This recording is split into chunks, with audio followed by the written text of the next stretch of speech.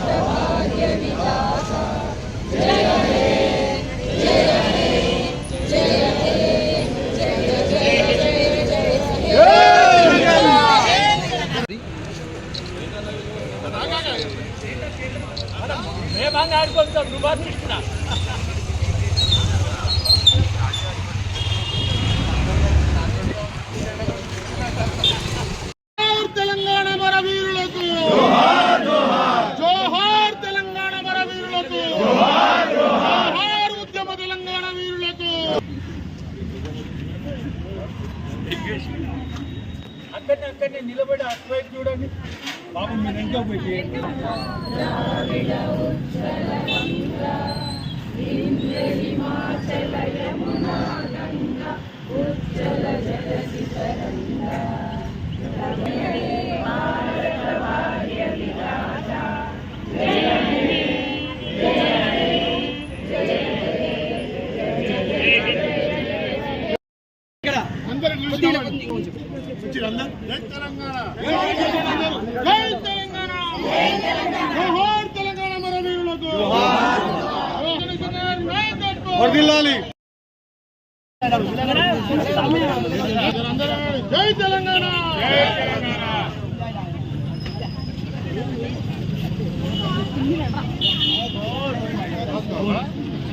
కూడా మరీ దీనివల్ల దూరం సేఫ్ కనిపించలేను ఫేస్ ముఖం మీద కొట్టాలి.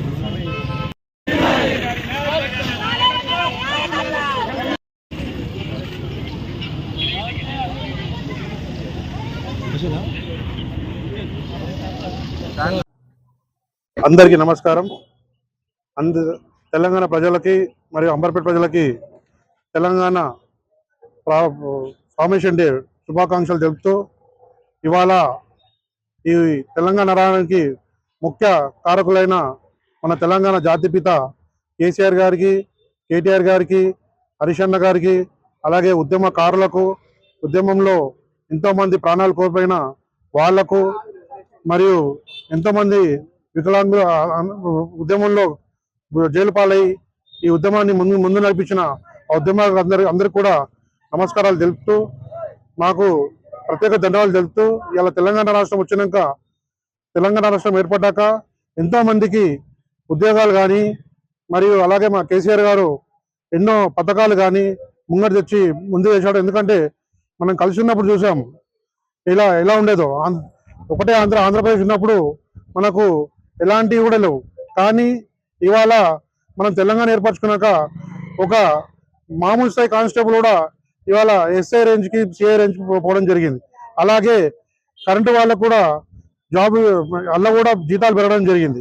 ఆర్టీసీ వాళ్ళకు జీతాలు పెరగడం జరిగింది. అంటే మనం ఉమ్మడి రాష్ట్రంగా ఉన్నప్పుడు మనం ఎంత నష్టపోయామో మనకు తెలిసింది. ఇవాళ నీళ్ళ వాటా కూడా మన తెలంగాణ ప్రజలకు అందేటట్టు మనం ఇవాళ కాళేశ్వరం కానీ ఎన్నో ప్రాజెక్టులు మనము ఒకప్పుడు చూస్తే మహబూబ్నగర్ అనేది ఎడారిగా మారేది, కానీ ఇలా చూస్తే ఎక్కడ చూసినా సస్యశ్యామలము ఈ చేయడము మా కేసీఆర్ గారికి ప్రత్యేక ధన్యవాదాలు తెలుపుతున్నాము. కానీ గత 2 సంవత్సరాలు చూస్తున్నాము ఇవన్నీ కూడా జీవనోపాధి ఉపాధి ఇవి పక్కకు పెట్టేసి ఇవాళ కేసీఆర్ పేర్లు కూడా చేద్దామని చూశారు. కానీ ఇవాళ రాష్ట్రం ఏమవుతుందో ప్రజలందరికీ తెలుస్తున్నది. ప్రజలందరూ ఏమవుతున్నారు, ప్రజలందరికీ ఎంత బాధపడుతున్నారు, ప్రజలకు ఎవరికి కూడా ఇవాళ ఏ రంగంలో కూడా ఎలాంటి ఇది లేకుండా పోతున్నది. కాబట్టి మనము రాబోయే ఎలక్షన్లో తప్పకుండా మన కేసీఆర్ గారిని మళ్ళీ ముఖ్యమంత్రిని చేసుకొని మళ్ళీ మన పూర్వ తెలంగాణ తీసుకొచ్చిందిగా కోరుతున్నాం. ఎందుకంటే ఎవరు కూడా హ్యాపీగా లేరు, ప్రజలందరూ బాధల్లో ఉన్నారు. ఇవాళ మనము రేవంత్ రెడ్డి పాలన చూస్తున్నాము. ఆ పాలనలో ఏం జరుగుతుంది, ఒక్క స్కీమ్ కూడా మనకు అందడం లేదు. 6 గ్యారెంటీలు బుస్మని ఇవి మాకు కూడా బాధగా అనిపిస్తుంది.